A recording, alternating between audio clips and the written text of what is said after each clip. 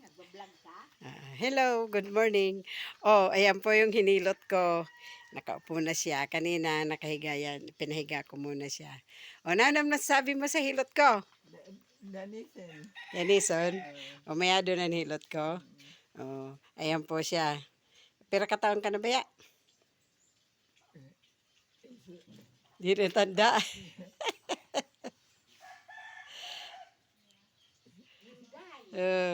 Ayan, hinilot ko po siya kanina. Okay naman daw. Gusto na, mas ang sarap daw ng hilot ko.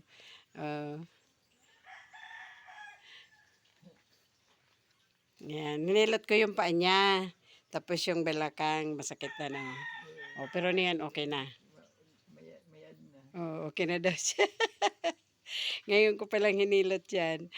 Tama-tama, nagpa-load po ako kasi mahina ang signal. Nag-piso wifi ako. Kasi, pumunta kasi ako dito. Inimbitahan ako ng aking kaibigan. Ayan.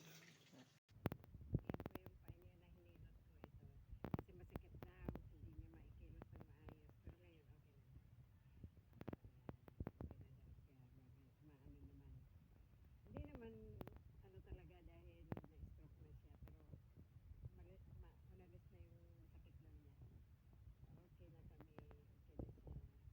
Salamat naman.